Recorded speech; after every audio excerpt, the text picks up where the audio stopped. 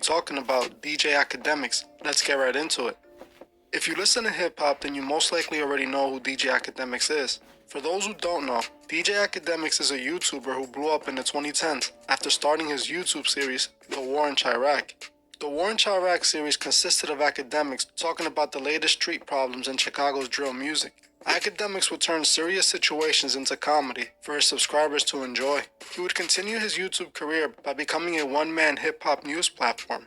Day by day, DJ Academics would cover all the drama that went on in hip-hop, and his fans loved it. This would continue to rise his subscriber count, making him more and more relevant with each video.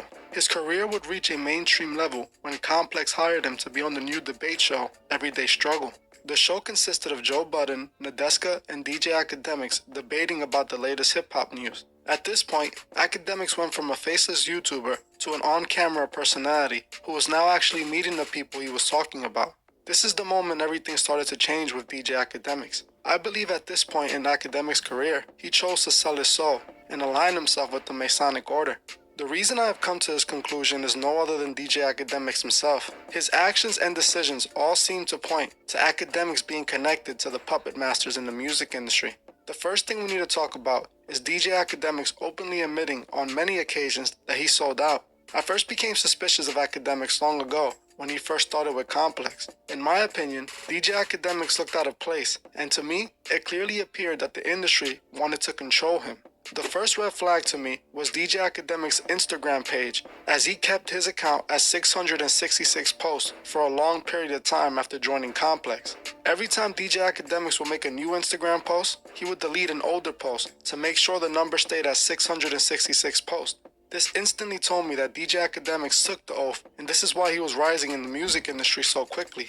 Joe Budden even brought it up on an episode of Everyday Struggle, and to me, this was done intentionally for the world to know that DJ Academics has sold out. Joe Budden jokingly questioned Academics on whether he was a Satanist or not, and DJ Academics does his best to sidestep the question, putting the blame on his team. To my attention that you are deleting posts from your Instagram to keep your number at 666. Okay, now, that's true. I noticed this a few days ago, but I didn't pay any mind. And now I see it's still there this morning, yet you've been posting quite a bit. So, before we get to the jokes, do we need to have a much more serious intervention about devil worshiping? I may assume everything is DJ Academics. There are people beside me, behind me, and who help out with other things.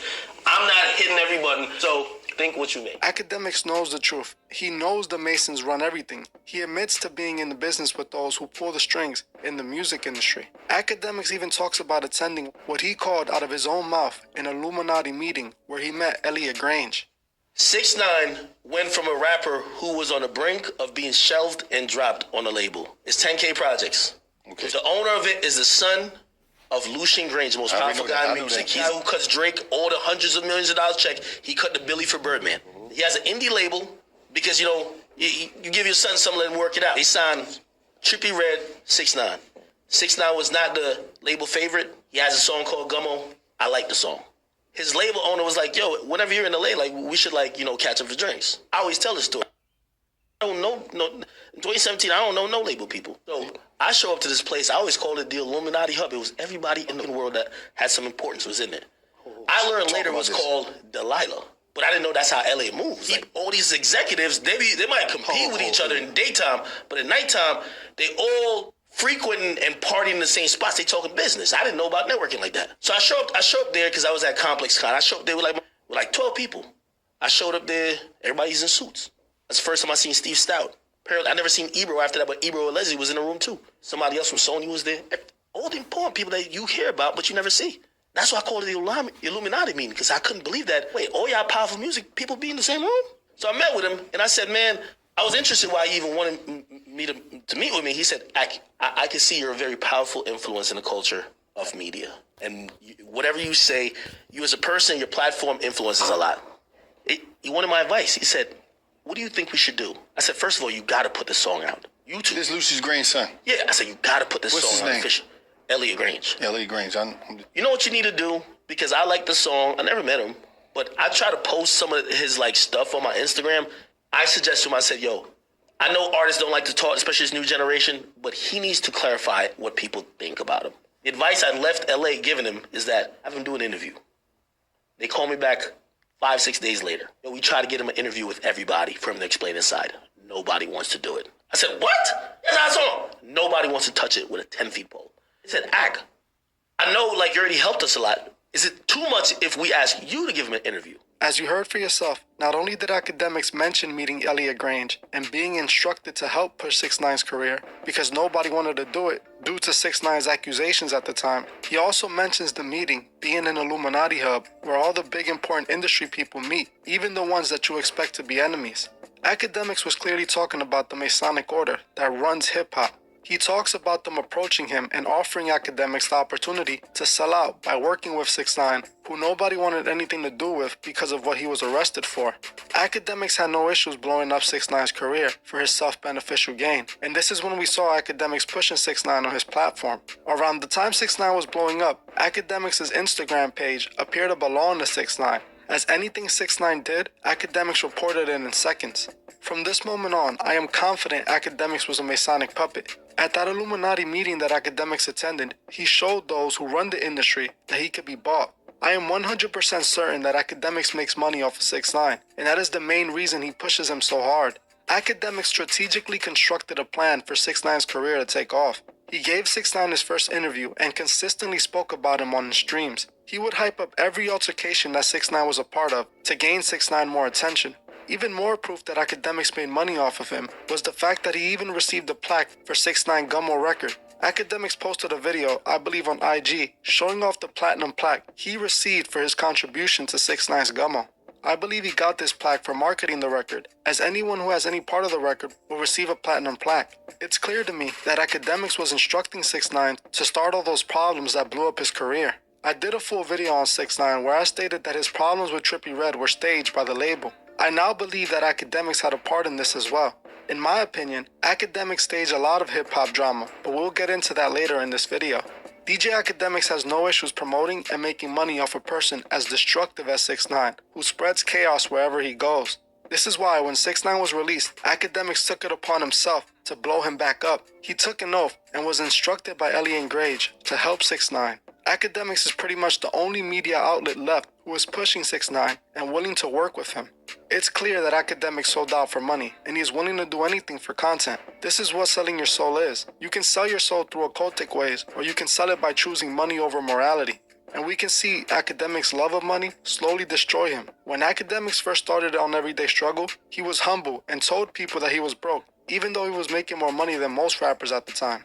As the industry took a hold of Academics, we saw him slowly transform, and he now flexes that he is rich and that he has multiple homes and cars. Something I also found interesting was Academics talking about selling his soul to the Illuminati to be able to get information on Cardi's music. Playboi Carti even sampled this stream and put it in the intro of his song Control. In the intro, Academics said, "Where my Cardi fans at? One of the most loyal, most dedicated fan base I've seen in a while. They wait patiently. I had to damn near sell my soul for this information. The Illuminati owns part of me." Open as day, Academics has no issue admitting that the Masonic Order owns him. Academics pushed Cardi's music, which is full of satanic imagery, and he also heavily pushed Lil Uzi's music and Trippie Redd's music. All three of these are Masonic puppets. It's clear that the record labels use Academics to build the career of their Masonic puppets. Another thing we must talk about is the artificial drama he creates to make money. A couple years ago, DJ Academics had a Twitch stream where a woman by the name of Selena Powell made accusations that she was having Offset's baby while Cardi B was dating Offset and pregnant by him. This at the time was the biggest news, and Academics was the man with all the information. Academics had the exclusive information. The problem with this exclusive information was that it was all fake. Selena was never having Offset's baby. Academics knew this the whole time, and in my opinion was the one who instructed Selena to do it. See, Academics has always created fake drama in order to create content. This is what he did with 6ix9ine and Trippie Redd. He saw the whole world eating out of the palm of his hands, and he loved it. It later came out that Academics was even sort of dating Selena. And to me, this points even more to Academics being the mastermind of the whole situation, as his channel was the most to grow from it. I also want to talk about this recent situation with Hassan Campbell, 6ix9ine, and Wack 100. If you watched my last podcast, I spoke about an alleged secret videotape that existed of Nipsey doing some very questionable things with his baby mother and one of his male friends. Allegedly, Hassan Campbell claims that Wack 100 has this tape, and Hassan has a phone conversation between Wack 100 and Big U, where Wack seems to admit that he is squeezing money out of Lauren London so that the tape doesn't get leaked. I find this interesting that all this happens with Wack 100 and Hassan Campbell after they attended DJ Academics' podcast show. To me, it appears that Wack 100 and Academics were most likely working towards bringing down Hassan Campbell. They didn't realize that Hassan was onto them and recorded Wack 100 talking about this. Academics even admits to knowing about the tape before the phone call was even leaked. He admits this himself in a recent live stream where he is speaking to Hassan Campbell. In the conversation with Hassan, he tells Hassan that Wack 100 told him about the tape, but Wack 100 claimed that he was actually protecting Nipsey Hussle by not allowing the tape to be leaked. I'm gonna be honest, and this is me being 100% honest. I've been on the phone call with Wack. Wack told me the same thing about Nipsey. Now, again, obviously I didn't record it, but what he told me is that, hey, listen, there's some footage that exists of some very interesting stuff happening with Nipsey, right? And he said, yo, people think I hate him, but I'm protecting that from coming out. As you heard for yourself, Academics knew of the tape before this whole situation happened. To me, this makes the possibility of the tapes existing much more possible. Again, Academics is somehow attached to the drama, which to me is not a good sign. I wouldn't be surprised if there's a lot more to this story, and if Wack 100 and Academics and 6ix9ine were always expecting this to happen. In my opinion, Academics saw this all long ago, becoming a tool for the Masonic Order to build their idols. He made money and started his career by speaking on the real-life destruction that took place in Chicago. Just like the labels, Academics profited off the destruction of the youth. In my opinion, this is why it wasn't an issue for Academics to give the industry his soul. Well, that's it for this video.